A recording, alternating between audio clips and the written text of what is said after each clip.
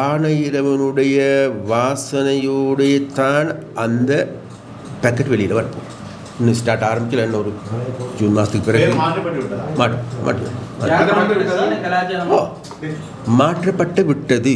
பிரச்சார பாடலில் தேசிய தலைவருக்கு சிலை குறிப்பிடப்பட்டிருக்கிறது. NPP அரசாங்கம் அதற்கான முன்னெடுப்புகளை நீங்கள் சொல்கிற நான்டா கேட்க இல்லை. அப்படி எங்கே அது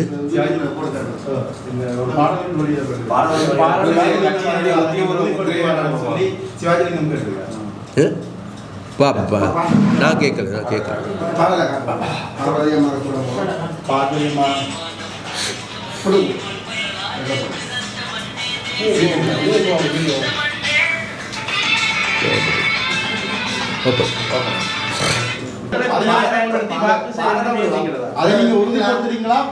இல்லை அது என் கேட்டால் அதான் சொல்லணேன். நான் சொன்னேன் இப்போ தான் அந்த பாட்டு கேட்குறேன். கடைசி ஒரு வாரம் சொல்கிறேன். இந்த நாட்டில் முன்னாள் போராளிகள், போராள தலைவர்கள் ஏதாவது கனவு கண்டிருப்பாங்க தானே சொல்கிறேன். கனவுகள் அது புலிகளாகவும் இருக்கலாம், புளொட்டாகவும் இருக்கலாம், EPDPயாகவும் இருக்கலாம், EPRLப்பாகவும் இருக்கலாம். எல்லாத்திற்கும் ஒரு கனவு இருந்துச்சு. என்ன கனவு? நாங்கள் இன்றைக்கு அவர்கள் கனவு கண்டிருந்தாலும் கூட அந்த கனவை நனவாக்குகின்ற வேலையை நாங்கள் செய்கிறோம். போக்கிடம் இல்லாதிருக்கின்ற அரசியல்வாதிகளுக்கு இந்த வர்த்தமானியை பிடித்து கொண்டு எடுத்துக்கொண்டு இதிலிருந்து சத்தம் போடுவதற்காக பயன்படுத்துகின்றார். வணக்கம். இன்று முதலில் வருகை தந்திருக்கின்ற ஊடகவியலாளர் அனைவருக்கும் எனது காலை வணக்கத்தை தெரிவித்துக் கொள்கின்றேன். இரண்டாவதாக இன்று இந்த முக்கியமான செய்தியாளர் மகாநாடு, அந்த மகாநாட்டை நடாத்துவதற்கான காரணம் இன்று இரவோடு தேர்தல் பிரச்சார நடவடிக்கைகள் அனைத்தும் நிறைவு பெறுகின்றன. அதன் காரணமாக தேர்தல் தொடர்பாகவும் அதே போன்று எங்கள் மீது முன்வைக்கப்படுகின்ற குற்றச்சாட்டுகள் சம்பந்தமாகவும் ஆன விடயங்கள் சம்பந்தமாக பேசிக்கொள்ள வேண்டிய தேவை நிமித்தமாகவே இந்த செய்தியாளர் மகாநாட்டில் நாங்கள் ஏற்பாடு செய்துள்ளோம். அந்த செய்தியாளர் மகாநாட்டுக்கு எங்களுடைய பாராளுமன்ற உறுப்பினர் தோழர் ரஜீவன் அவர்கள் கலந்து கொள்கின்றார்கள். அதே போன்று எங்களுடைய யாழ் மாநகர சபையினுடைய முதன்மை வேட்பாளர், முன்னாள் விரிவுரையாளர் யாழ் பல்கலைக்கழகத்தின் தோழர் கபிலன் அவர்கள் கலந்து கொள்கின்றார்கள். விசேடமாக நாங்கள் கடந்த 1.5 மாதங்களுக்கு மேலாக எங்களுடைய தேர்தல் பிரச்சார நடவடிக்கைகளை நாங்கள் முன்னெடுத்திருக்கின்றோம். அந்த தேர்தல் பிரச்சார நடவடிக்கைகளின் பொழுது எங்களுக்கு அமோகமான வரவேற்பு, ஆதரவு யாழ்ப்பாணத்தில் வாழ்கின்ற மக்கள் எங்களுக்கு பெற்று கொடுக்கின்றார்கள். அதன் காரணமாக எனக்கு ஒரு நம்பிக்கை இருக்கின்றது. இந்த தேர்தலிலே மிகவும் கடந்த தேர்தல்களை விட ஒரு மாற்றமான பெரிய வெற்றியை மக்கள் தருவார்கள் என்கின்ற நம்பிக்கை எனக்கு இருக்கின்றது. அந்த அடிப்படையில் இருந்து நாங்கள் கொஞ்சம் பின்னோக்கி பார்க்கின்ற போது எங்களுடைய ஜனாதிபதி தேர்தலிலே யாழ் மக்கள் எங்களை பெரும்பான்மையான வாக்குகளால் எங்களை ஆதரவு வழங்கினார்கள். அப்பொழுதும் கூட எங்களுடைய ஒரு சில ஊடகவியலாளர் நண்பர்கள் என்னிடம் கேட்டார்கள், உங்களுக்கு கிடைத்திருக்கின்றது 27,000 வாக்குகள். அந்த 27,000 வாக்குகளை வைத்துக்கொண்டு நீங்கள் எவ்வாறு பொது தேர்தல் செய்ய போகிறோம்? அன்று நாங்கள் மிக தெளிவாக நான் சொன்னேன், பொது தேர்தலில், அதாவது ஜனாதிபதி தேர்தல் எங்களுக்கு மக்கள் 27,000 வாக்கு அளிக்கின்ற போதிலும் கூட அது வாக்கு விகித அதிகரிப்பில், இலங்கை முழுவதுமான அதிகரிப்பில் யாழ் மாவட்டமே எங்களுக்கு முதலாவது இடத்தில் இருக்கும். அந்த வகையில் எதிர்வரும் பொது தேர்தலிலே யாழ் மக்கள் எங்களை அதிக உயர்ந்த இடத்திற்கு உயர்த்தி வைப்பார்கள் என்ற நம்பிக்கை நாங்கள் விட்டோம். அதன் அடிப்படையில் பாராளுமன்ற தேர்தலில் எங்களை 3 இலங்கையினுடைய வரலாற்றை மாற்றி, யாழ்ப்பாண வரலாற்றை மாற்றி, யாழ்ப்பாணத்தில் இருந்த பாரம்பரிய கட்சிகளை மக்கள் நிராகரித்துவிட்டு தேசிய மக்கள் சக்தியை தெரிவு செய்தார்கள். தேசிய மக்கள் சக்தியை தெரிவு செய்தது மூலமாக இங்கு இருக்கின்ற மக்கள் ஒரு செய்தியை சொன்னார்கள். தேசிய மக்கள் சக்தி மாத்திரமே இன்றைக்கு நாட்டு மக்களுடைய பிரச்சனைகளை தீர்க்கக்கூடிய, இந்த நாட்டில் இனவாதத்தை இல்லாதொழிக்கக்கூடிய, இந்த நாட்டில் மதவாதத்தை இல்லாதொழிக்கக்கூடிய, எதிர்வரும் காலங்களில் எங்களுக்கு நம்பகமான முறையில் நம்பிக்கையான விதத்தில் வாழக்கூடிய ஒரு யாழ்ப்பாணத்தை, வாழக்கூடிய ஒரு தமிழ் மக்களை, அந்த வகையான ஒரு நாட்டினை மீட்டெடுக்க முடிவது வேறு யாருக்குமல்ல, தேசிய மக்கள் சக்தி. அந்த வகையில் எங்களை தழுவிக்கொண்ட மக்கள் தொடர்ச்சியாக எங்களோடு பயணிக்கின்றார்கள்.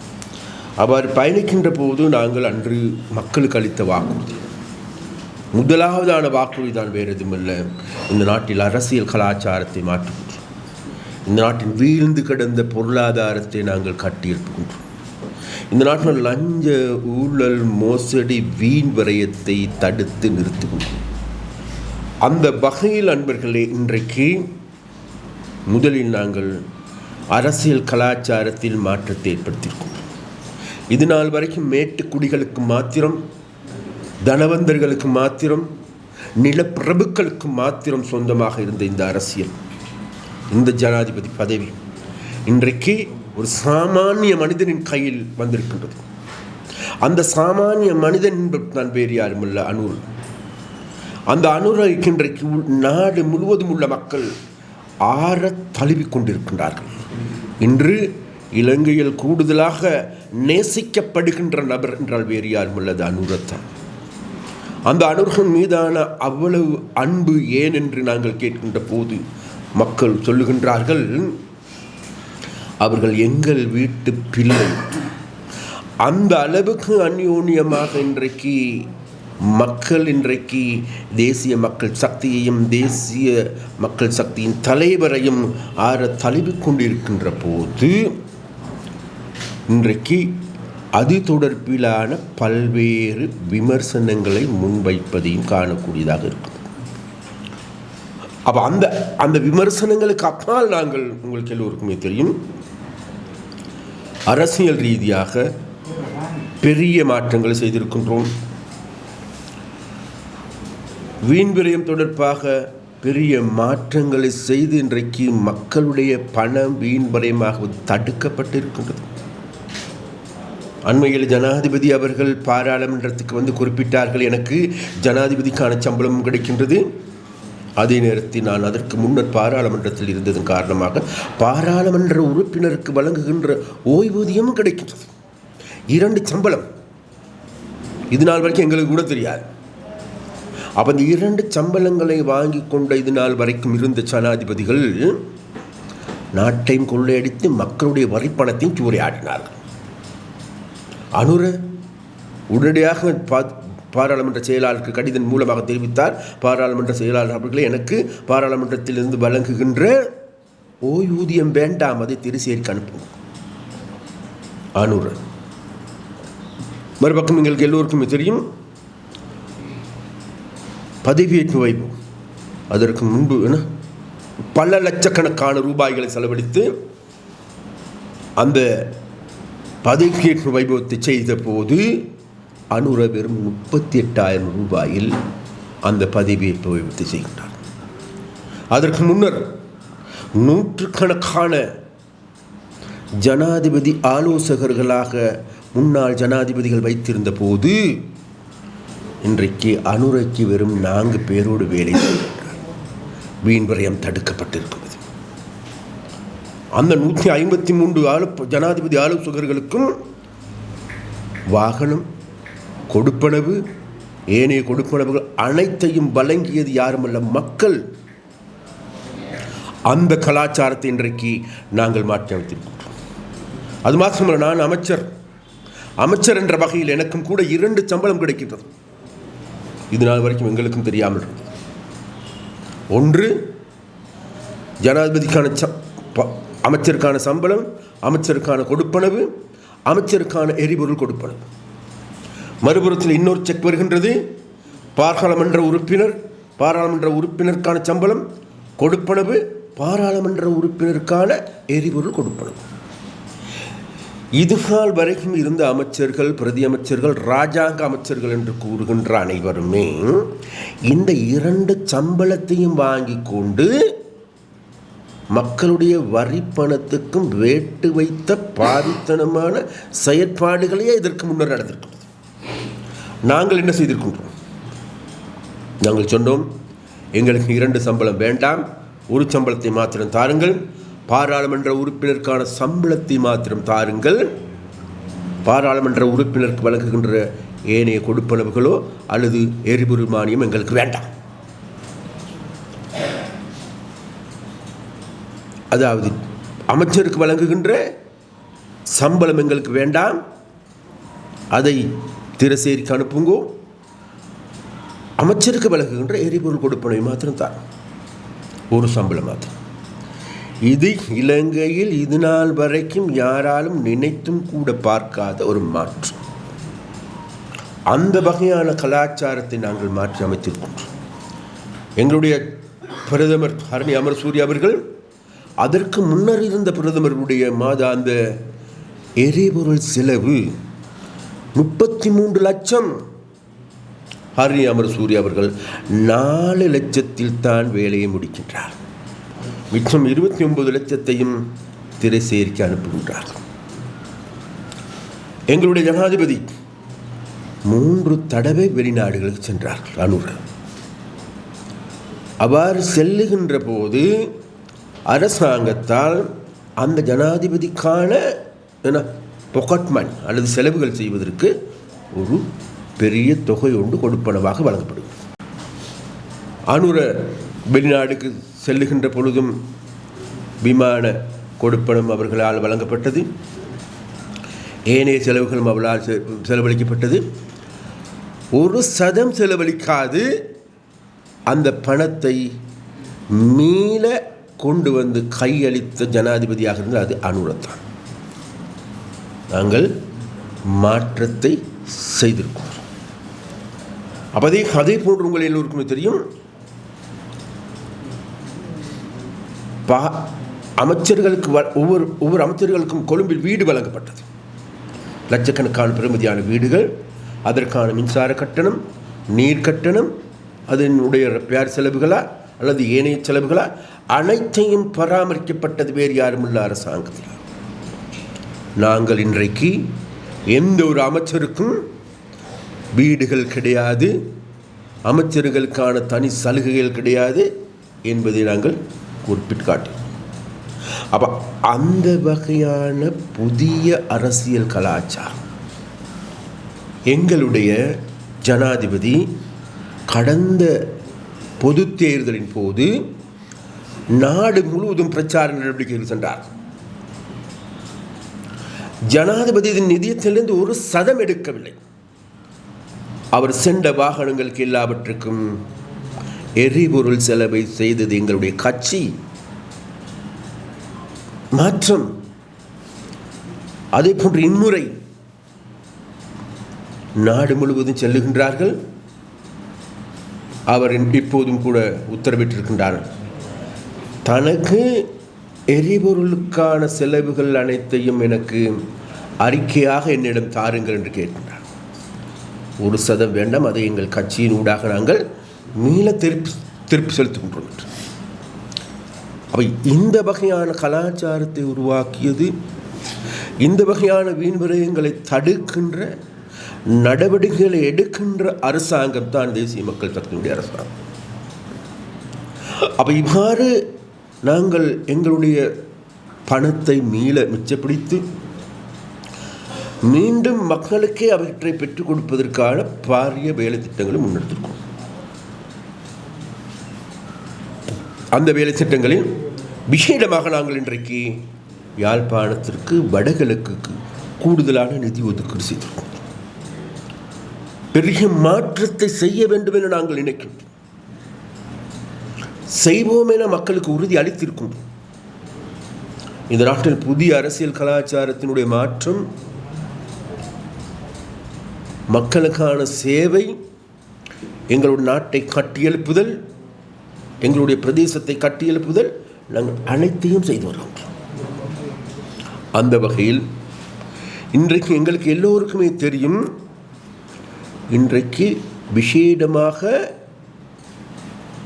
தமிழ் மக்களுடைய இருப்பு தொடர்பாக பேசப்படுகின்றது. தமிழ் மக்களுடைய இருப்பு கேள்விக்குறியாக இருக்கின்றது.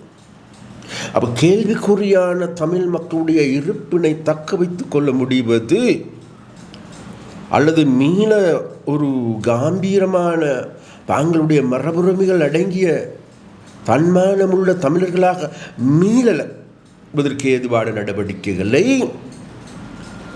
தமிழ் கட்சிகள் இன்றைக்கு புலம்புகின்றார்கள், அல்லது அவர்களுடைய வார்த்தையில் சொல்லுவதாக இருந்தால் ஊளையிடுகின்றார்கள்.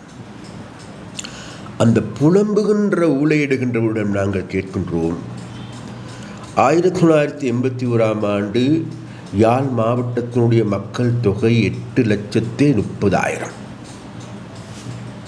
அது அந்த வளர்ச்சி விகிதம் தொடர்ந்திருக்குமாக இருந்தால் இன்றைக்கு 14 லட்சத்துக்கும் 16 லட்சத்துக்கும் இடைப்பட்ட அல்லது ஒருவேளை அதற்கும் கூடுதலான மக்கள் இருந்திருக்க வேண்டும். இன்றைக்கு 6,20,000 மக்கள், அதுவும் குறை. மறுபுறத்தில் அண்மையில் மீண்டும் கணிப்பீடு நடத்தப்பட்டது. அந்த கணிப்பீட்டின் அடிப்படையில் மீண்டும் மக்கள் தொகை குறைந்திருக்கின்றது. இதற்கு முன்னர் எங்களுக்கு 11 பாராளுமன்ற உறுப்பினர்கள், இன்று எங்களுக்கு 6 பாராளுமன்ற உறுப்பினர்கள். அடுத்த முறை எங்களுக்கு தெரியாது 3 2 என்பது கூட எங்களுக்கு சொல்ல தெரியாது நிலைக்கு இன்றைக்கு எங்களுடைய இருப்பு கேள்விக்குறியாயிருக்கிறது.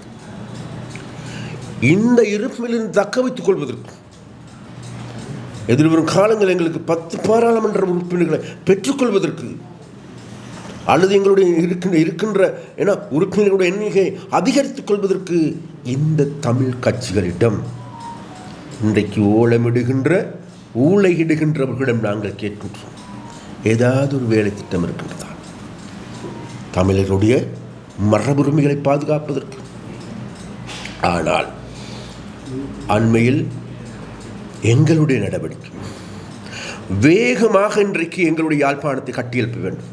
பொருளாதார ரீதியாக எங்களுடைய மக்கள் தொகை குறைவதற்கான பிரதானமான காரணி பக்கம் யுத்தம் முடிந்து 16 வருடங்கள் 16 வருடங்களுக்கு பிறகு எங்களுடைய பிறப்பு விகிதம் எப்படி உயர்ந்திருக்கின்றதா? கிடையாது. வீழ்ச்சி பின்தங்கிய நிலையில்.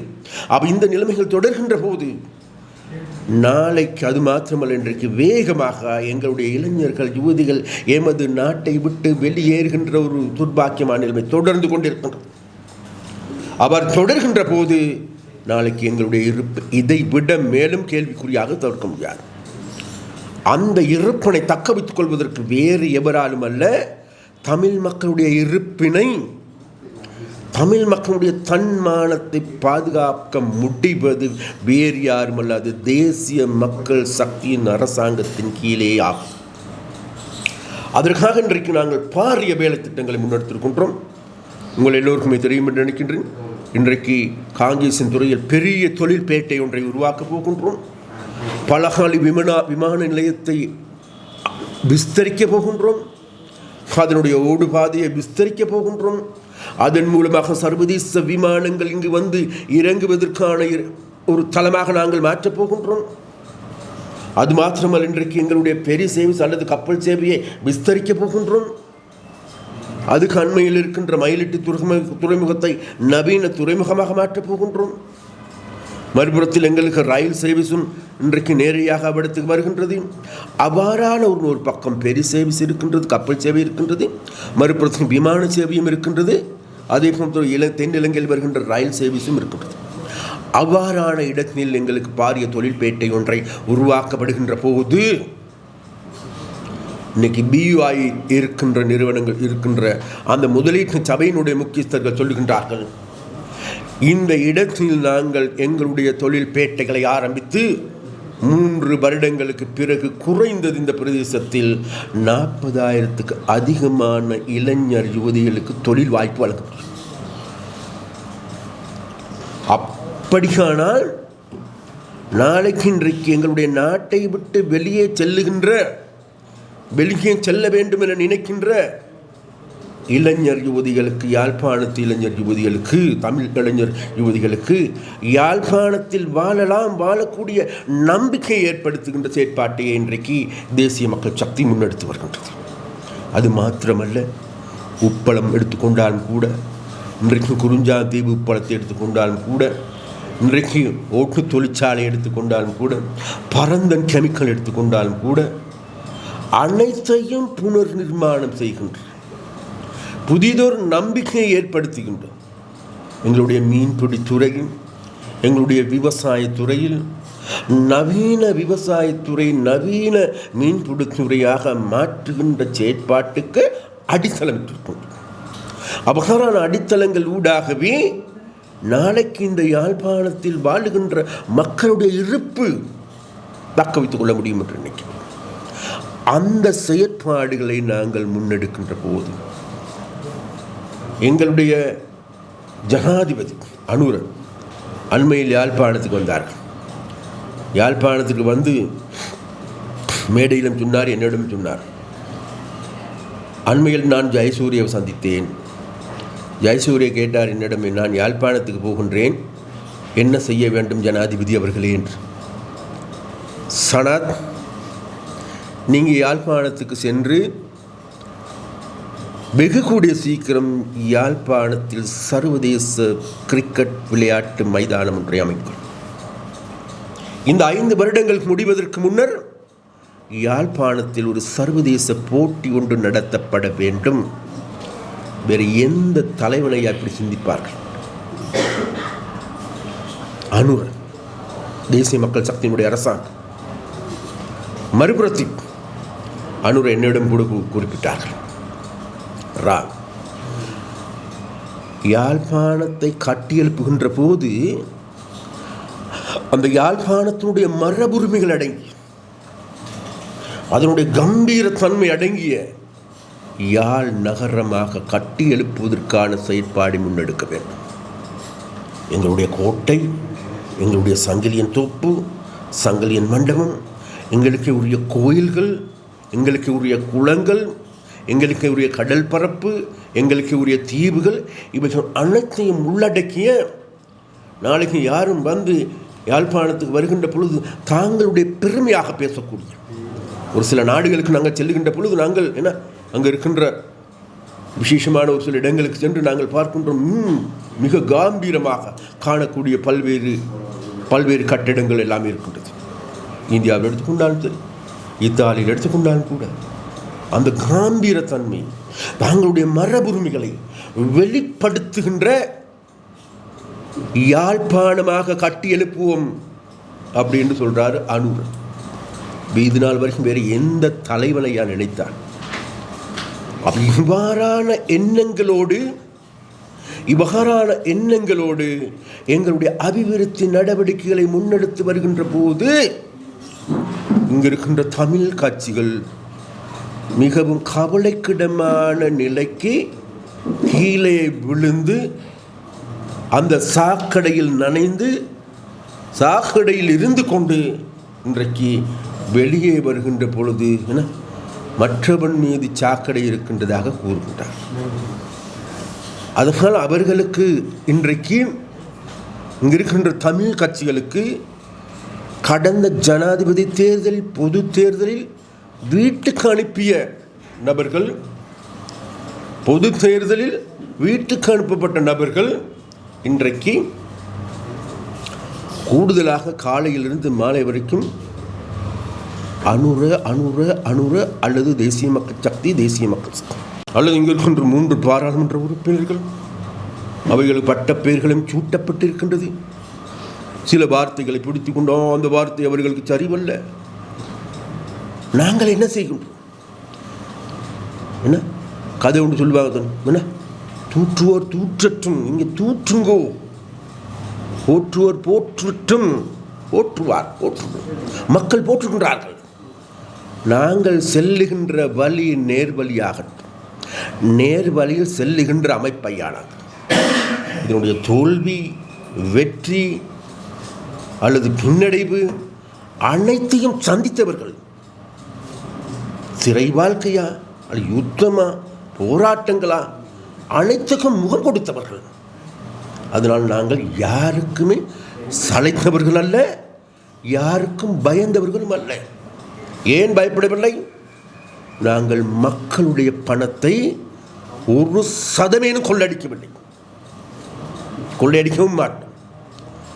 நாளைக்கு இந்த மக்களுடைய சொத்துக்களை மிக கவனமாக மிகவும் அவதானமாக பாதுகாத்து மீண்டும் இதே மக்களிடம் பெற்றுக் கொடுக்கின்ற நடவடிக்கைகளை நாங்கள் முன்னெடுக்கின்றோம். அவ்வாறான நடவடிக்கைகளை முன்னெடுக்கின்ற போது இன்றைக்கு இவர்கள் பல்வேறு விதமான அவதூறுகளை கட்டவிழ்த்து விடுகின்றார்கள். உங்கள் எல்லோருக்குமே தெரியும், கொழும்பில் கோட் சூட் அணிகின்ற, யாழ்ப்பாணத்துக்கு வந்து வேட்டி கட்டுகின்ற, பெரிய சட்டத்தரணி என்று சொல்லுகின்ற, கடந்த காலங்களில் ரணிலுக்கு பின்னால் ஃபைல்களை தூக்கி கொண்டு அவருடைய செல்ல பிராணி போன்று பின்னால் ஓடிய, அவர்கள் வக்களத்து வாங்கிய, தாண்ட பிள்ளைகளை அது சிங்களமோ தமிழோ அமெரிக்காவில் படிக்க வைத்திருக்கின்ற அல்லது வெளிநாடுகளுக்கு அனுப்பி வைத்திருக்கின்ற அந்த அந்த அந்த தன்னால் செய்ய வேண்டிய அனைத்து குப்பாடித்தனமான வேலைகளும் செய்த, யாழ் மக்களிலிருந்து நிராகரிக்கப்பட்ட, யாழ் மக்கள் சொல்கிற வர வேண்டாம், இவர் சொல்லுகின்றார் இன்றைக்கு அனுரவ இங்கு காலடி வைக்க விடமாட்டேன். காலடி வைக்கிறது இல்லை ஐயா, முதல்ல உங்களுக்கு காலடி வைக்கிறதுக்கு இடம் இருக்கான்னு தேடிப்பார். நாங்கள் இன்றைக்கு அமைச்சர் என்ற வகையில் எந்த விதமான பாதுகாப்பு இல்லாமல் மக்கள் மத்தியில் போகிறோம். இன்னைக்கும் தனக்கு பாதுகாப்பு யாரிட பணம் என்ன? தமிழ் மக்களுடைய இருப்பை பாதுகாக்க வேண்டும். நீ வச்சிருக்கிற எஸ்டிஎஃப் வந்து தமிழனா? வெக்கம் ஐயா, வெக்கம். நீங்கள்லாம் ஒரு அந்த நபர் சொல்லுகின்றார் இன்றைக்கு எங்களுடைய கபிலன், மாநகர சபையினுடைய முதன்மை வேட்பாளர் கபிலன் சுந்தரமூர்த்தி அவர்களை பார்த்து சொல்லுகின்றார்கள், கபிலன் அவர்கள் வெற்றி பெறட்டும், வெற்றி பெறப்பட்ட பிறகு நான் அவரை உறுப்பினராக கூட பதவி பிரமாணம் செய்ய விட மாட்டேன், வழக்கு போடும். உனக்கு வழக்கு போடுறத தவிர வேறு ஒன்றும் இல்லை தாண்டி எங்களுக்கு தெரியும். ஒன்றை நாங்கள் சொல்லுகின்றோம், இது வேறு எதுவுமல்ல, அந்த தோல்வியில் விழுந்து துவண்டு நனைந்து சாக்கடையில் இருக்கின்ற அந்த நாற்றத்தை வெளிப்படுத்துவதற்கின்ற ஒரு நிகழ்வாகவே இந்த நிகழ்வை நாங்கள் பார்க்கிறோம். ஏன்? கபிலன் என்பவர் எங்களுடைய கட்சியினுடைய முதன்மை வேட்பாளர்.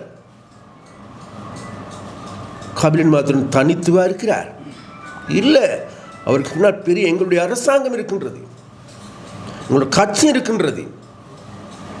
அதனால் கபிலனோட விளையாடு என்பது எங்களோட விளையாடு.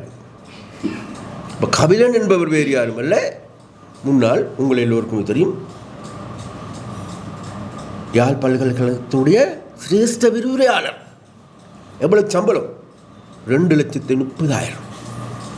யாழ் மேயருக்கான சம்பளம் எவ்வளோ? குறைஞ்ச ஒரு 50,000 கூட கிடைக்காது. 2,30,000 சம்பளத்தை விட்டு விட்டு இங்கு மக்களுக்கான சேவையினை, இந்த யாழ்ப்பாணத்தை கட்டியெழுப்புவதற்கு, யாழ் நகரை கட்டியெழுப்புவதற்கு இதனால் வரைக்கும் வந்த எந்த ஒரு மேயர்களும் இந்த யாழ்ப்பாணத்தை கட்டியெழுப்புகின்ற, யாழ்ப்பாணத்தினுடைய தனித்துவம், யாழ்ப்பாணத்தினுடைய மரபுரிமைகளை கட்டி எழுப்புவதற்கான அல்லது யாழ்ப்பாணத்தில் இருக்கின்ற பிரச்சனைகளை தீர்ப்பதற்கான, குறைந்தபட்சம் மழை காலத்தில் நீர்கள் வடிந்தோடுவதற்கான வாய்க்கால்களை கூட அமைக்காதவர்கள் தான் இன்றைக்கு பேசுகின்றார்கள். நாங்கள் அதை செய்ய போகிறோம், இதை செய்ய போகிறோம். நாங்கள் ஒரு விடயத்தை மாத்திரம் சொல்லுகின்றோம். அதனால் கபிலன் மீது மாத்திரமல்ல, இன்றைக்கு ஒரு சில கேடுகட்ட அரசியல்வாதிகள் அல்லது அவர்களை நக்கி பிழைக்கின்ற ஒரு சில ஆட்களும் இருக்கின்றார்கள், ஒரு சில எழுத்தாளர்கள் இருக்கின்றார்கள், சமூக வலைத்தளங்களில் இருக்கின்றவர்கள் இருக்கின்றார்கள். அதாவது கபிலன் மீது மாத்திரமல்ல, அவருடைய குழந்தைகள் மீது, அவர்களுடைய மனைவியார் மீது, அவருடைய தாயார் மீது, அது மாத்திரம் தான் வைக்கின்ற பிரதேசத்திலும் கூட சென்று பல கேடுகட்ட கேவலமான நரிசனமான ஊழையிடுகின்ற வேலைகளை இந்த அரசியல்வாதிகள் செய்கின்றார். நாங்கள் ஆளும் கட்சி மறந்துவிடக்கூடாது. 159 பாராளுமன்ற உறுப்பினர்கள் கொண்ட பாராளுமன்றம், நிறைவேற்றும் அதிகாரம் கொண்ட ஜனாதிபதி எங்களுடைய ஜனாதிபதி. முன்னர் ஜனாதிபதியின் பெயரை கூட உச்சரிக்க கூட பயந்தவர்கள். ஜனாதிபதியின் பெயரை உச்சரிக்கின்ற பொழுது அந்த நேரத்தில் டிவியில் பார்த்தீங்கன்னு சொன்ன பீப் பீப்புங்கிற சத்தம் மாத்திரம் வரும், பெயர் வராது வெளியில். அந்த அளவுக்கு இருந்தவர்கள் இன்றைக்கு அன்னை வரையும் சுதந்திரமாக பேசுவதற்கான அனுமதித்திருக்கும். அந்த பேச்சு சுதந்திரத்தை அவமதிக்க வேண்டாம் என அன்பான ஊடகவியலாளர் நாங்கள் கேட்கிறோம். அன்பான சமூக வலைத்தளங்கள் இருக்கின்ற நண்பர்களிடம் நாங்கள் கேட்கிறோம். அன்பான யூடியூபர்ஸிடம் நாங்கள் கேட்கிறோம். நீங்கள் சம்பாதிக்க வேண்டும் அல்லது ஏதாவது வருமானத்தை தேடிக்கொள்ள வேண்டும் என்பது உண்மை, அதில் எந்த விதமான மாற்று கருத்துக்கு இடமில்லை. இருந்த போதிலும் கூட இவ்வாறான மிக அசிங்கமான, அதாவது யாழ்ப்பாணத்துக்கு உறுத்தில்லாத, யாழ்ப்பாணம் என்பது வேறு எதுவுமல்ல, உண்மையிலே தமிழர்களுடைய பண்பாடு, கலை, கலாச்சாரம், தமிழ் மொழி. தமிழ் ஆராய்ச்சி மகாநாடு நடைபெறுகின்ற பொழுது எங்கு நடந்தாலும் கூட அதில் யாழ்ப்பாண தமிழுக்கு ஒரு தனித்துவம். அப்போ அந்த தனித்துவமான மொழியில் இன்றைக்கு இந்த அரசியல்வாதிகள் கேடுகட்ட வார்த்தைகள் கூறுவதன் மூலமாக அந்த தமிழையும் அவமதிக்கின்றார்கள், அந்த தமிழர்களையும் அவமதிக்கின்றார்கள். ஒரு சில வார்த்தைகளை பிடித்துக்கொண்டு, எனவே அன்பர்களே, மக்களிடம் இறுதியாக நாங்கள் கேட்டுக்கொள்வது, இன்றைக்கு இவர்களால் முன்வைக்கப்படுகின்ற அனைத்தும் பொய்யானதென நாளுக்கு நாளுக்கால் நிகழ்வுகளை பார்க்கின்ற பொழுது மக்களுக்கு தெரிகின்றது. 34 வருடங்களாக திறக்கப்பட முடியாது என இருந்த வீதிகள் திறக்கப்படுகின்றன.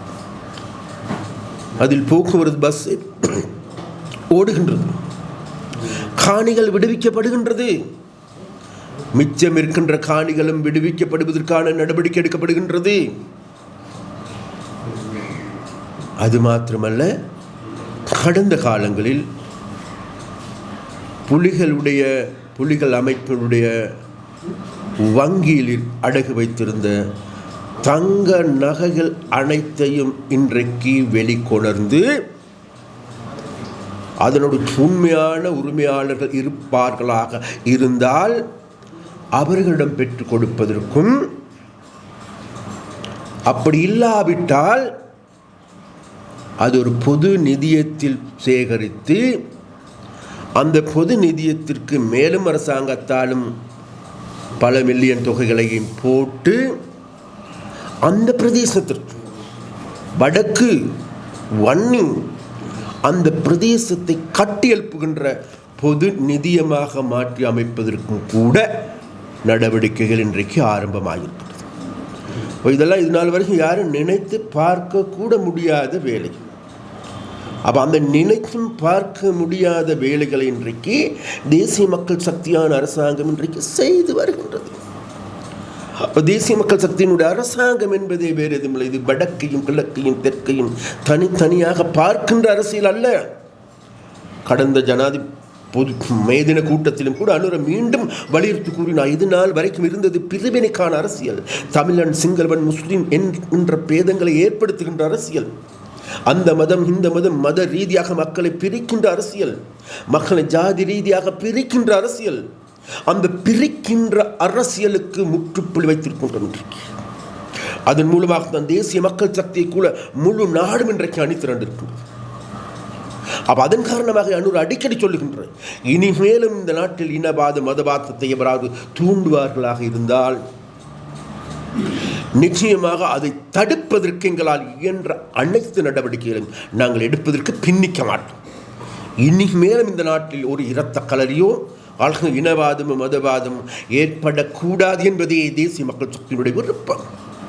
அப்போ அந்த விருப்பத்தின் கீழ் இன்றைக்கு முழு நாட்டையும் புதிய திசையை நோக்கி கட்டியெழுப்புகின்ற போது, அப்போ அதற்கான செயற்பாடுகள் அனைத்தையும் முன்னெடுக்கின்ற போது, யாழ்ப்பாணத்துக்கு 5000 மில்லியன் ரூபாய் வீதிகளுக்கு மாத்திரம் ஒதுக்கப்பட்டிருக்கின்ற போது, இங்கிருக்கின்ற துறைமுகங்கள் அனைத்தையும் என்ன கட்டியெழுப்புகின்ற போது, குறிக்கட்டுவான் ஜட்டி என ஜட்டின் கதை வந்துச்சுன்னா ஜட்டி என்ன ஜட்டிங்கிற வார்த்தை எடுத்துக்கொண்டாலும் அந்த ஜட்டியை தூக்கி இன்றைக்கு அவர்கள் தலையில் போட்டுக்கொண்டு இன்றைக்கி என்ன நாத்தம் அடிக்குது சத்தம் போட்டுக்கொண்டு இருக்காங்க. பேசிக்கொண்டு இருங்கடாப்பா எல்லாரும், சரியா? அப்போ அதை கட்டி எழுப்புறதுக்கு ஆன வேலை திட்டம் ஆரம்பிச்சிருக்கிறோம். அது மாத்திரமல்ல, இது நாள் வரைக்கும் இன்றைக்கு எங்களுக்கு எல்லோருக்கும் தெரியும், குறிக்கட்டுவானிலிருந்து நெடுந்தீவுக்கும் செல்லுகின்ற பாதை அல்லது அதற்கான படகு சேவை அதிகரிக்கிறதுக்கு இருக்கின்றோம், ஆம்புலன்ஸ் சர்வீஸ் அதிகரிக்க இருக்கின்றோம், நெடுந்தீவை கட்டியெழுப்பதற்கான நடவடிக்கை எடுக்கின்றோம்.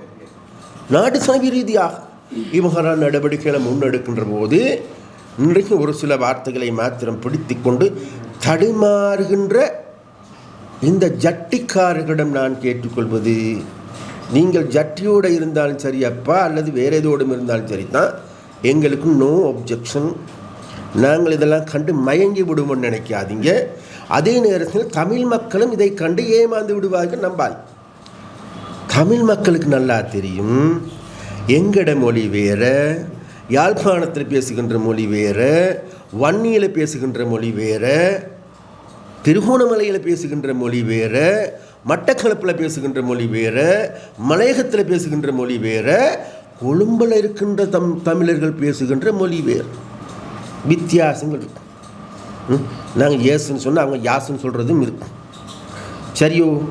நாங்கள் மண் வெட்டின்னு சொன்னால் இன்னொருத்தர் மம்பட்டின்னு சொல்கிறதும் இருக்கும். நான் சொல்கிறேங்கன்றப்ப இந்த மாதிரி வார்த்தை பிரயோகங்களை மாத்திரம் பிடித்து கொண்டு தமிழ் மக்களுக்கு ஏதாவது தண்ணி காட்டலான்னு இல்லை, அவர்கள் உங்களுக்கு கடந்த பொது தேர்தல் தண்ணி காட்டியிருக்கிறாங்க, மறந்துடாய். அப்போ அதனால வேண்டி இப்போ உங்களுக்கு இந்த உள்ளூராட்சி சபை தேர்தலும் மக்கள் மீண்டும் தண்ணி காட்ட போகின்றார், மறந்து விடாது.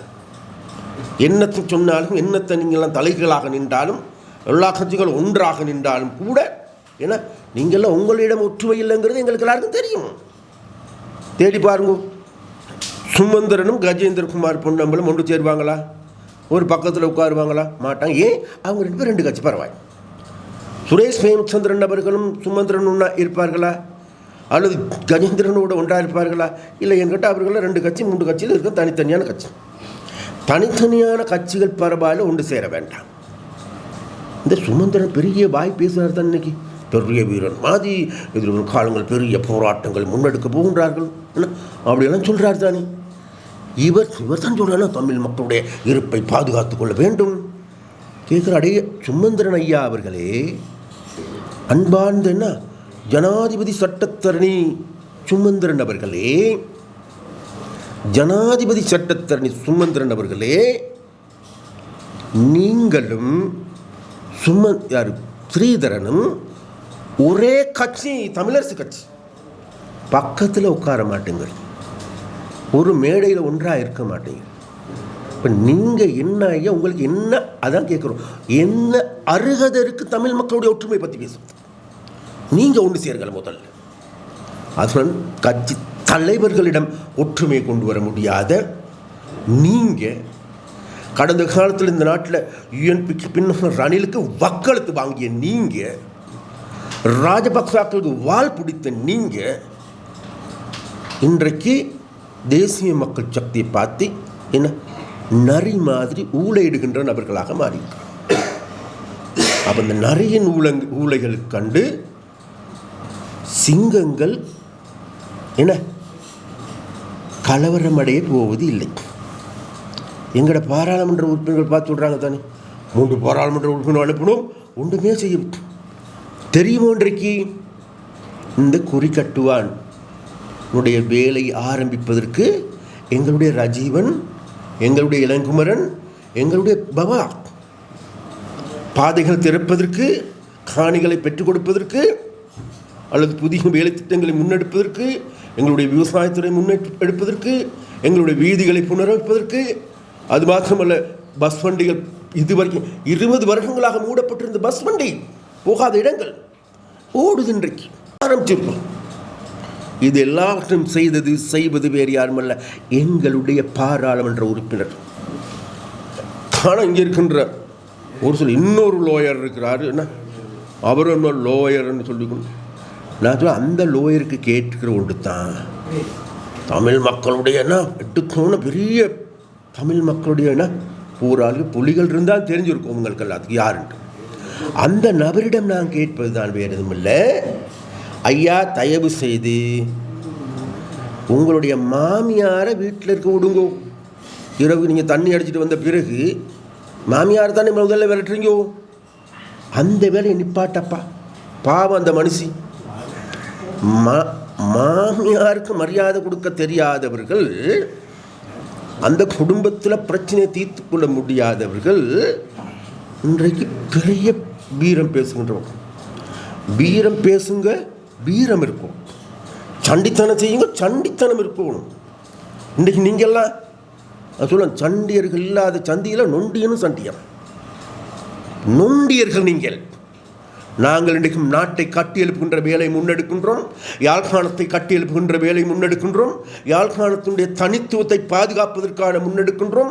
யாழ்ப்பாணத்தினுடைய கலை, இலக்கிய, மொழி இவைகளை பாதுகாப்பதற்கான நடவடிக்கை முன்னெடுப்பது வேறு யாருமல்ல, தேசிய மக்கள் சக்தியினுடைய அரசாங்கம். அதனால் வேண்டி இந்த நரிகள் ஊழையிடுவதைக் கண்டு நாங்கள் அஞ்சப் போவதில்லை. ஏன்னா அதனால் வேண்டி நாங்கள் என்ன இந்த எங்களுக்கு தேவை வேறு யாருமல்ல, மக்கள் மக்கள் மக்கள் மக்கள் தான் எங்களுடைய சிங்கங்கள், மக்கள் தான் எங்களுடைய தங்கங்கள். மற்ற தங்கம் இல்லை. அப்போ அந்த மற்ற தங்கத்தை வச்சு கொண்டு அப்புறம் வேறுன்னு சொல்லாதீங்க. அப்போ மக்கள் ஏன் அப்போ அந்த மக்கள் மத்தியில் இன்றைக்கு நம்பகமான செயற்பாடுகளை முன்னெடுக்கின்ற ஒரே கட்சி தேசிய மக்கள் சக்தியாகும். அதனால் வேண்டி எங்களுக்கு நம்பிக்கை இருக்கின்றது. எதிர்வரும் 6ஆம் திகதி யாழ்ப்பாணத்தில் அனைத்து பிரதேச சபைகளையும் மக்கள் எங்களிடம் ஒப்படைப்பார்கள் என்ற திடமான நம்பிக்கை எங்களுக்கு இருக்கின்றது. விசேடமாக யாழ் மாவட்டத்தில் இருக்கின்ற பிரதானமான யாழ் மாநகர சபையை எதிர்வரும் 7ஆம் திகதி அதனுடைய முதல்வராக, மேயராக, நகராதிபதியாக இருக்க போவது, சத்திய பிரமாணம் செய்ய போவது வேறு யாருமல்ல, கபிலன். அதனால் வேண்டி அதன் பிறகு முடியுமா இருந்தால் விளையாண்டு பார்ப்போம் எல்லாத்துக்கும் சொல்லிக்கொண்டு மக்களிடம் நாங்கள் கொட்டுக்கொள்வது வேறு எதுவும் இல்லை. இந்த மாதிரியான போலியான கடந்த 76 வருடங்களாக எங்களை சாக்கடையாக்கிய, 76 வருடங்களாக எங்களை ஏமாற்றிய, 76 வருடங்களாக எங்களுடைய பிரச்சனைகளை தீர்க்காத, ஏறெடுத்தும் பார்க்காத இவர்களுக்கு பின்னால் ஓடுவதற்கு முன்னால் விட்டுவிட்டு எதிர்வரும்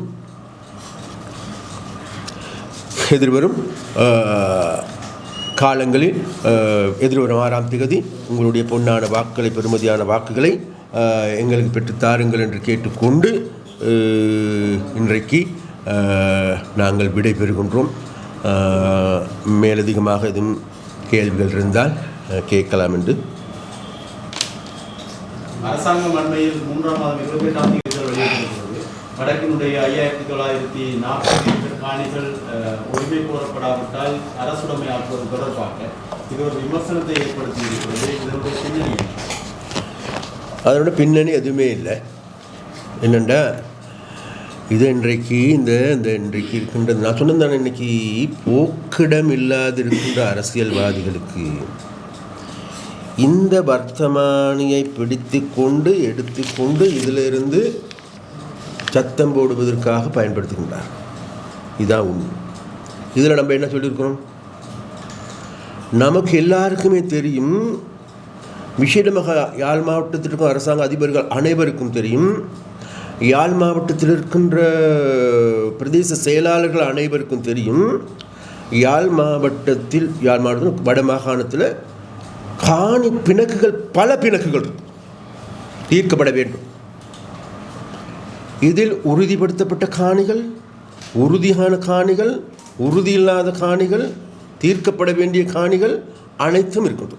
ஒன்று கடந்த காலங்களில் எங்களுக்கு எல்லோருக்கும் யுத்தம் காரணமாக இன்றைக்கு 30 வருடங்களுக்காக யுத்தம். இன்றைக்கு எங்களுடைய வனவிழா திணைக்களம் சொல்லுது இன்றைக்கு ஒரு சில பிரதேசங்கள் தாங்களுக்கு காட்டுக்கு சொந்தமான காணி என்று.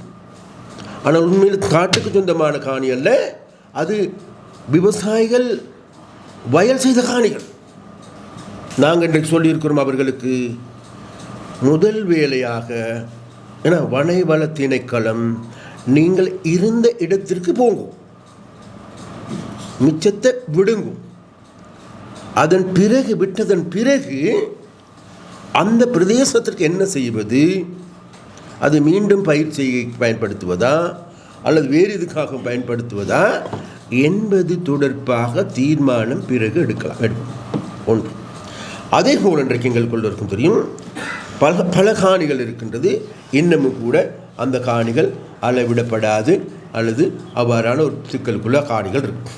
அந்த காணிகள் அனைத்தையும்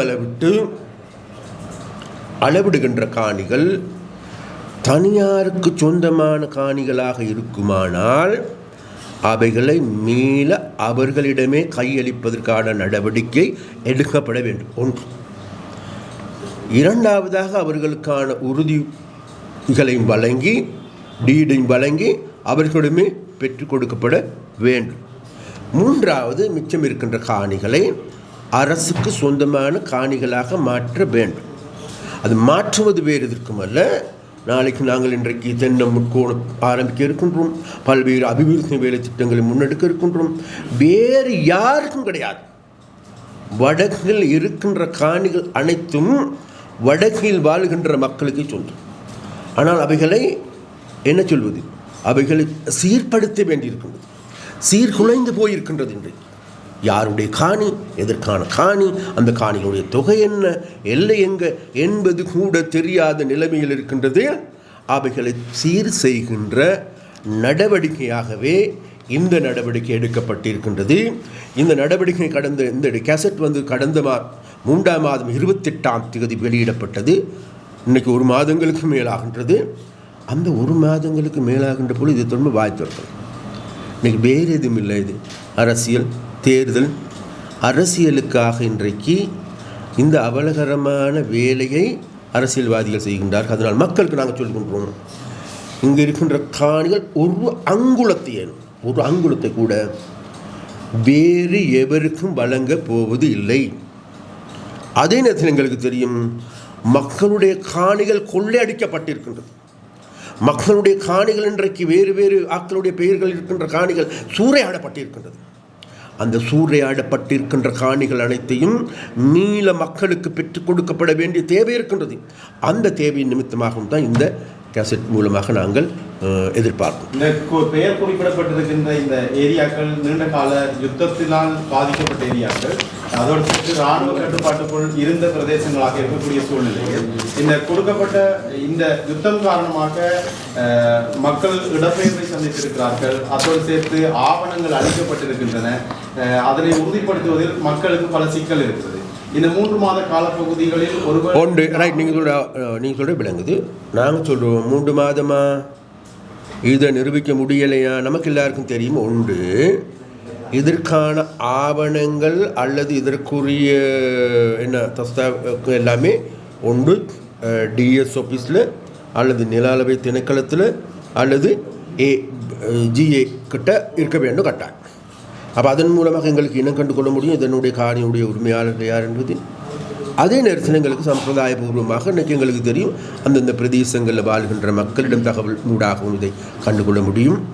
அந்த கண்டுகொள்ளுகின்ற நடவடிக்கைக்கு இந்த 3 மாதம் போதாதென்றால் இன்னும் 3 மாதம் வழங்குவதற்கு முடியும்.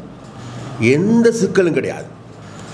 மக்களோடு நாங்கள் உண்மையிலே நாங்கள் சொல்லுகின்றோம், இந்த ஊடகவியலாளர் அன்பர்களிடம் நாங்கள் கேட்டுக்கொள்கிறோம், நாங்கள் மக்களுக்கு தண்ணி காட்டுகின்ற வேலையை நாங்கள் செய்ய மாட்டோம்.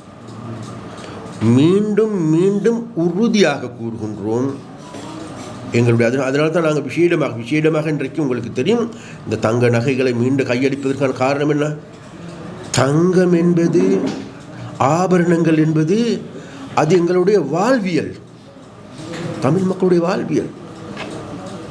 அதாவது குடிசையில் இருக்கின்றவர்களுக்கும் கூட என்ன ஒரு காப்பவன் அறுப்பவன் தங்கம் இருக்கட்டாய். அந்த அந்த அந்த அடிப்படையில் தான் இவைகளை நாங்கள் மீள பெற்றுக் கொடுக்கணும்.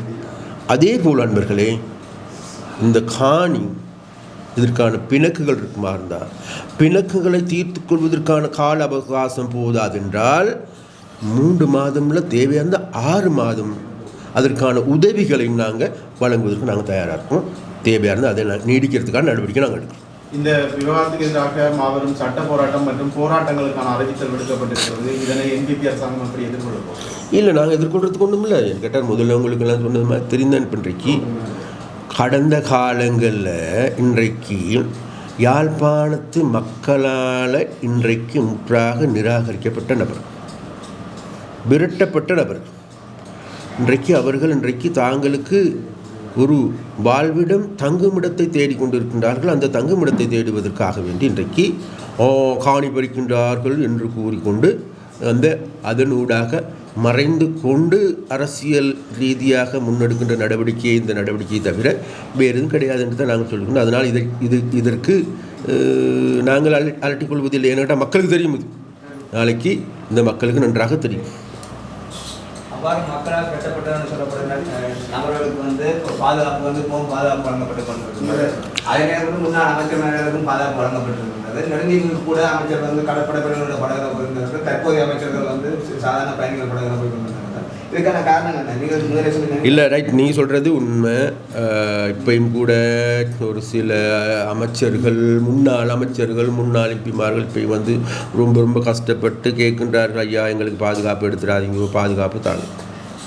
ஏன் பாதுகாப்பு எடுக்க வேண்டாம் என்று சொல்கிறோன்னு கேட்டால் வேறு எதுவும் இல்லை. நாங்களாம் செஞ்ச அநியாயத்துக்கு மக்களே எங்களை சும்மா விட மாட்டாங்க. அதுதான் உண்மை. அப்போ அதனால வேண்டி அந்த மாதிரி நபர்களுக்கு நாங்கள் சரிதான் என்னத்தான் இருந்தாலும் அமைச்சர்களாக இருந்தாக்கள் தானே பாதுகாப்பு கொடுத்துருக்குறோம். பாதுகாப்பு குறைச்சும் இருக்கிறோம். நாங்கள் பாதுகாப்பு எடுக்கிறது இல்லை. எங்களில் 21 கேபினட் மினிஸ்டர் இருக்கிறோம். ஒருவரும் கூட பாதுகாப்பு எடுக்கிறது இல்லைன்னு நாங்கள் முடிவு செஞ்சுருக்கோம். ஏன்னா எங்களுக்கு நம்பிக்கை இருக்குது, நாங்கள் இந்த மனசாட்சிக்கு துரோகம் செய்ய மாட்டோம். இந்த மனசாட்சிக்கு ஏற்பவே நாங்கள் செயல்படுவோம். அந்த மனசாட்சி சொல்லி இது மக்களுக்கு துரோகம் செய்ய மாட்டோம். அதனால மக்கள் எங்களை பாதுகாப்பார்கள், எங்களுக்கு பொடிகாட்டாக வருவார்கள் என்ற நம்பிக்கை எங்களுக்கு இருக்குது. அதனால் எங்களோட பிரச்சனை வேறு, அவரோட பிரச்சனை இருக்குது. பார்ப்போம் இதுக்கு கால ஓட்டத்தில்.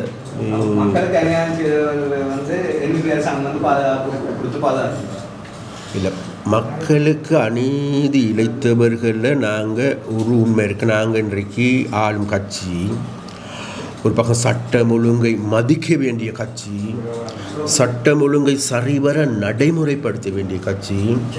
அப்போ எங்களுடைய அரசாங்கத்தினுடைய கடப்பாடு தான், வேறு எதுவும் இல்லை. இன்றைக்கு போலீஸுக்கான அதிகாரத்தை பெற்றுக் கொடுக்கப்பட வேண்டியது, லஞ்ச ஊழல் மோசடிக்கான குறைபாடுகள் இருந்தால் அந்த குறைபாடுகள் நிவர்த்தி செய்ய வேண்டியது, அவர்களால் கைது செய்யப்பட வேண்டியதுக்கு ஏதாவது சட்ட திருத்தங்கள் செய்யும் அதை நாங்கள் செய்து கொடுக்கப்பட வேண்டியது, அதை குற்றப்புலனாய்வு பிரிவுக்கான குறைபாடுகள் இருக்குமாக அந்த அவைகளை நாங்கள் செட்டி கொடுக்கணும். அப்போ இந்த நடவடிக்கைகள் அனைத்தையும் பூர்த்தி செய்து கொடுத்திருக்கின்றோம்.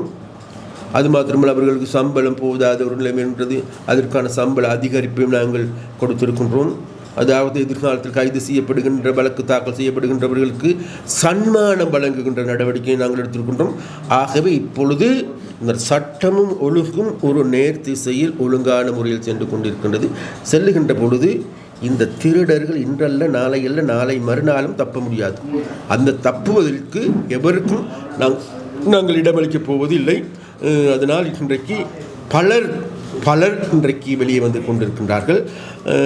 எதிர்வரும் காலங்களில் உங்களுக்கு கண்டுகொள்ள முடியும். பலர் என அனைவருடைய, விசேஷமாக முக்கிய அரசியல்வாதிகளுடைய விலாசங்கள் அனைத்தும் மேக்சின் சிறைச்சாலையாக மாறும் என்று எங்களுடைய எம்பிமார்கள், எங்களுடைய அமைச்சர்களோடு குறிப்பிட்டிருக்கிறார். அதுதான் உண்மை. அது நடைபெறும். அதற்கான நடவடிக்கை இன்றைக்கு சட்ட ரீதியான நடவடிக்கை போய்கொண்டிருக்கு. NPP அரசாங்கத்திற்கு ஆதரவான ஒரு பிரச்சார பாடலில் தேசிய தலைவருக்கு சிலை வைப்பதாக குறிப்பிடப்பட்டிருக்கிறது. NPP அரசாங்கம் அதற்கான முன்னெடுப்புகளை நீங்கள் சொல்கிற நான்டா கேட்க இல்லை. அப்படி எங்கே அது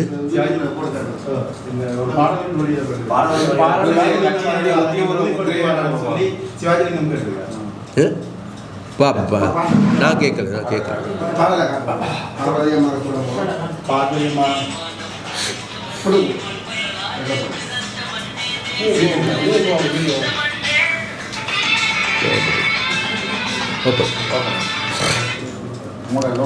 இப்படித்தானே தோலை அது வந்து அதில் சொல்லல தேசிய மக்கள் சக்தியால் வெளியிடப்பட்டதுன்னு சொல்லியிருக்காங்க. இல்லை நாங்கள் சொல்லுகின்றோம் என்னண்டா சரியா அந்த இதற்கும் எங்களுக்கும் என்ன பாட்டு இயற்றுகின்ற போய் கொண்டிருக்குது. அதுகள் பலர் செய்கின்றார். வெளியில் இருக்கின்றவர்கள் வெளிநாட்டில் இருக்கின்ற பலரும் செய்து அனுப்புகின்றார்கள். அப்படியெல்லாம் இருக்குது. அப்போ அந்த பாடல் இல்லை அது ஏன்னு கேட்டால் அதான் சொல்லணேன். நான் சொன்னேன் இப்போ தான் அந்த பாட்டு கேட்குறேன். இல்லை தோழர் பெண் கேட்டால் ஒரு உண்மை இருக்கு என்னண்டா இப்போ இதனை இவ்வளவு நேரம் பேசிய விஷயங்கள் எல்லாமே கடைசியில் ஏதாவது சின்ன விஷயத்தில் போட்டு மறைச்சி போடாது. சரி அது எல்லாத்தையும் முக்கியமான விஷயங்கள் பேசப்பட்டு தானே. ஒரு உண்மை இருக்குது. கடைசி ஒரு வார்த்தை சொல்கிறோம். இந்த நாட்டில் முன்னாள் போராளிகள் போராள தலைவர்கள் ஏதாவது கனவு கண்டிருப்பாங்க தானே தோழர். கனவுகள் அது புலிகளாகவும் இருக்கலாம், புளொட்டாகவும் இருக்கலாம், இபிடிபியாகவும் இருக்கலாம், இபிஆர்லப்பாகவும் இருக்கலாம். எல்லாத்திற்கும் ஒரு கனவு இருந்துச்சு. என்ன கனவு? தமிழ் மக்கள் நிம்மதியாக தன்மானத்தோடு வாழ வேண்டும் என்று. இந்த தமிழ் தலைவர்களால் இன்றைக்கு அந்த தன்மானத்தை கட்டியிருக்க முடியுமா? அவருடைய அர்ப்பணிப்புக்கு அருகில் வர முடியுமா இந்த தமிழ் அரசியல்வாதிகளுக்கு? நாங்கள் அப்படி இல்லை. நாங்கள் இன்றைக்கு அவர்கள் கனவு கண்டிருந்தாலும் கூட அந்த கனவை நனவாக்குகின்ற வேலையை நாங்கள் செய்கிறோம். ஆகவே அந்த இயக்கங்கள் மீது பற்றுள்ளவர்கள் இருப்பார்களாக இருந்தால் உண்மையான பற்றுனா இல்லை போலி பட்டு தான் இன்றைக்கி வச்சுருக்காங்க. அதில் உண்மையான பற்றுள்ளவர்கள் அவர்கள் அகார தழுவிக்கொள்ள வேண்டிய கட்சி தேசிய மக்கள் சக்தி. விடுதலை புலிகளிடமிருந்து மீட்கப்பட்ட நகைகள் வந்து கடந்த காலங்கள் அரசாங்கங்கள் கொள்ளையடிக்கப்பட்டதாக வந்து ஒரு குற்றச்சாட்டுகள் வந்து கடந்த காலங்களில் இருந்தது. கடந்த கால அரசுகள் வந்து அந்த நகைகள் எல்லாம் கொள்ளையடிக்கிறாங்கன்னு சொல்லி இப்போ 15 வருடங்களுக்கு பிறகு புதிதாக வந்து நகைகளை வந்து கையெழுத்திருக்கோம்னா அடையாளப்படுத்த சொல்லி வந்து கோரிக்கை. அப்போ அந்த கடந்த ஆட்சியாளர்கள் கொள்ளையடிக்கப்பட்ட சொல்ற குற்றச்சாட்டு அது நான் சொல்கிறேன்னாட்டா இப்போ முதலாவது நாங்கள் பார்ப்போம் இந்த நகைகள் வந்தது நல்லமா இல்லையா மீள கொடுக்கல கொள்ளையடிக்க. இப்போ நமக்கு தெரியாத உள்ள இன்றைக்கு அங்கே எத்தனை கிலோ தங்கம் இருக்குது, அவைகள் தங்கமா இல்லையா என்பதை பரிசீலிப்பதற்கும் கூட நம்ம இன்றைக்கு அதற்கான ரசாயன பிரிவு எல்லாத்துக்கும் பொறுப்பு கொடுத்தோம். போலீஸாரிடம் இருக்குது. அப்போ எதிர்வரும் காலங்களில் அதுகள் உண்மைத்தன்மை வெளிவந்த பிறகு அதில் என்ன லிஸ்ட் இருக்குது, அதுக்கான பெயர்கள் இருக்குது. அதுகளை நாங்கள் மீள அந்த மக்களுக்கு பெற்றுக் கொடுக்க வேண்டும் என்று நாங்கள் பார்ப்போம். அப்போ அதே போல் நமக்கு எல்லாருக்கும் தெரியும். இப்போ இது அது மாத்திரமாக தங்கமாக இருந்திருக்கும்னு நினைக்கிறீங்க? பல விஷயங்கள் இருக்குது. இனி எதிர்வரும் காலங்கள் ஒரு சில விஷயங்கள் எதிர்காலத்தில் மேலும் மேலும் பல விஷயங்கள் வெளிப்பட இருக்கின்றது. அநேகமான நகைகள் எல்லாம் தமிழக வைப்பகத்தில் பொதுமக்களால் வைக்கப்பட்ட என்பது உண்மை. அந்த நகைகளை நான் நினைக்கிறேன் மஹிந்த ஆட்சி காலத்தில் கூட சில நகைகள் படைக்கப்பட்டன. அதுக்கு பிறகு 15 வருடங்களாக அந்த பேச்சு இல்லை. தற்போது திடீரென வெளிவந்திருக்கிறது. இதை மிக விரைவில் நீங்கள் என்றால் நான் நினைக்கிறேன் அந்த பண்ணப்பட்டது நமக்கு சாதாரண தெரியுது. சாதாரண மக்கள் இனங்காண்பது இலவா இருக்கும். சில சாதாரணமாக நமக்கு எல்லாருக்கும் தெரியும். அடகு வைக்கின்ற பொழுது ஏன்னா அடகு சீட்டு அந்த பக்கெட்டுகளுக்கு தான் வச்சு பேக் பண்ணுவாங்க. அப்படி இருக்குது. இன்னும் 2 நாள் அதுகளுக்கு ஆன நடவடிக்கைகள் எடுக்கப்படும். நிச்சயமாக அதில் உண்மையான உரிமையாளர்கள் இருப்பாங்க. கெட்டுக் கொடுக்கறது இல்லாத போது தான் நாங்கள் அதுக்கான அடுத்த கட்ட நடவடிக்கை. பாத் ஒழிப்பை கூட வெளியிடாத அனுர அரசாங்கம் தான் ஊழல் ஒழிப்பை மேற்கொள்ள போகின்றதான்னு சொல்லி செல்வம் எம்பிக்கிறார். இதை பற்றி நீங்கள் சொல்லுங்கள். ஏன்னு கேட்டால் இப்போ இன்றைக்கு அதாவது கடந்த காலங்களில் இன்றைக்கு அந்த வன்னி பிரதேசத்தில் இருந்து கடத்தல்களுக்கு அல்லது ஏனைய குற்றச்செயல்களுக்கு போதைப் பொருள் கடத்துறதுக்கு இதுக்கெல்லாம் பின்னால் இருந்தவர்கள் யார் என்பது மன்னார் வாழ் மக்களுக்கு நல்லா தெரியும். நான் சொல்லவில்லை இது அடைக்கலநாதன் தான். அது தொப்பி சரியாக இருந்தால் அவர் போட்டுக்கொண்டு எனக்கு தெரியாது. நாங்கள் சொல்லுகின்றோம் ஐயா நாங்கள் வந்து 5 மாதம் வேறு யாரும் நினைச்சும் பார்க்க முடியாத வேலைகளை செஞ்சுருக்கோம். நீங்கள்லாம் இது நாள் வரைக்கும் போட்ட டான்ஸ் இனிமேல் எடுப்படாது. நீங்கள்லாம் இது நாள் வரைக்கும்னா தாங்கள் ஜம்பவானாக அல்லது தாங்கள் நினைக்கின்ற செயற்பாடுகளை மாத்திரம் முன்னெடுக்கின்ற தமிழ் மக்களுக்கு தண்ணி காட்டி கொண்டிருந்த வேலை இனி செல்லுபடியாக. அதனால வேண்டி இந்த பாரான ஏதாவது சின்ன சின்ன விஷயங்களை பிடிச்சி சொல்லி கொண்டு இருங்கோ. மக்கள் நாளைக்கு உங்களுக்கு நல்ல பாடம் புகுட்டுவார். ஆணையர் மூலம் பேர் மாற்றப்படும் என்று கூறியிருந்தீங்க. மாற்றியாச்சு இல்லை, அது சரி. அவர் சொல்கிறது சரிதானே. அதில் அவர் சொன்னது அது ருசியாக என்னான்ட்டு நாங்கள் என்னத்தை பார்க்கணும், இப்போ எடுத்தோன்னே பார்க்க போகிறது நம்ம இதுன்ட்டு. நான் நிச்சயமாக ஆணையிறவனுடைய வாசனையோடைய தான் அந்த பேக்கெட் வெளியில் வரப்போம். இன்னும் ஸ்டார்ட் ஆரம்பிக்கல, இன்னும் ஒரு ஜூன் மாதத்துக்கு பிறகு மாற்றப்பட்டு விட்டது ஆணையரும். அரசாங்கம் புதிய அரசியலமைப்பு ஒன்றை உருவாக்குவதற்கான ஏற்பாடுகளில் இருப்பதாக ஒரு செய்திகள் இருக்கின்றது. இந்த தமிழ் மக்களுக்கான தீர்வை தருவதாக வாக்களித்து ஆட்சிக்கு வந்த அரசாங்கம் ஏற்படுத்த போகின்ற புதிய அரசாங்கம் சமஷ்டி ஆட்சி முறையிலானதாக இருக்குமா, ஒற்றையாட்சியாக இருக்கும்? இல்லை, அது சமஷ்டியா ஒற்றையாட்சியா என்பது நாங்கள் அந்த நேரத்தில் தீர்மானிக்க முடியும். ஆனால் நாங்கள் சொல்கிறோம், நாட்டு மக்களுக்கான மக்களுடைய பிரச்சனையை தீர்க்கக்கூடிய, மக்களுக்கு சமத்துவம் வழங்குகின்ற, மக்களுடைய உரிமைகளை உறுதிப்படுத்துகின்ற அரசியலமைப்பார். ஜேவிபி வேறு என்பிபி வேறு என்ற கருத்தினை உங்களுடைய மாணவர்கள் ஜேவிபி வேறு என்பிபி வேறு தானே, அதில் எந்த மாற்றம். ஆனால் 2023ஆம் ஆண்டு வரையான காலப்பகுதி வரை நீங்கள் ஊடக சந்திப்பு நடத்துகின்ற போது பின்னணியில் இந்த ஒரு உண்மை இருக்குது, தோழர்களுக்கு எல்லோருக்கும் தெரியும். இது ஊடகவியலாளர் என்ற வகையில் உங்களிடம் நான் சொல்லிக்கொண்டோம், கேட்டுக்கொள்கின்றோம். நான் இன்றைக்கு ஜேவிபின்ற எம்பி தானே. என்ன ஜேவிபி என்பது என்பிபியில் ஒரு அங்கம். இன்றைக்கி எங்களுடைய ஜேவிபி தலைமையகத்தில் தான் என்பிபியினுடைய ஊடகவியலாளர் மகாநாடு நடக்கும். அதுக்கு பின்னுக்காக நாங்கள் போடுவோம். ஒன்றா நீங்கள் ஒரு நேரத்தில் அந்த போட மறந்துருப்போம், அல்லது நீங்கள்லாம் என்ன நீங்களே தானே போட்டுக்கிட்டு வேலை செய்வீங்க. அதனால அந்த இதுகளை பற்றி பெருசாக கணக்கெடுக்க வேண்டாம். முறையிலான அரசாங்கம் ஆட்சியை கொண்டு வர வேண்டும் என்பது, அதற்கான ஏற்பாடுகளை வடக்கினுடைய பிரதிநிதிகள் செய்வார்களா? வடக்கினுடைய பிரதிநிதி என்பிபி வடக்கை பிரதிநிதித்துவப்படுத்துகின்ற நாடாளுமன்ற உறுப்பினர்கள், அமைச்சர்கள் இந்த சமஷ்டி முறையிலான ஒரு அரசமைப்பு நான் முதல்ல சொன்னேன், நாளை உருவாக போகின்ற புதிய அரசியல் என்பது இது நாள் வரைக்கும் யாராலும் எதிர்பார்க்க முடியாத, யாராலும் அரசியலமைப்பில் பங்கு கொள்ளாத அரசியலமைப்பு தான் எங்களுடைய அரசியலமைப்பு. நாளைக்கு உருவாக்க போகின்ற அரசியலமைப்பு என்பது தமிழ், சிங்கள, முஸ்லீம், பேக, மேலை அனைத்து மக்களுடைய கருத்துக்களும் உள்வாங்கப்பட்ட, அனைவருடைய அபிலாசைகள் உள்ளடக்கிய, அனைவருக்குமான உரிமைகளை உறுதிப்படுத்துகின்ற, தாங்கள் எல்லோரும் இலங்கையர் என்று சத்தம் போட்டு சொல்லக்கூடிய ஒரு அரசியலமைப்பாகத்தான் இருக்கும். அந்த அரசியலமைப்பில் தமிழ் மக்களுடைய உரிமைகள் 100% பாதுகாக்கப்படும்.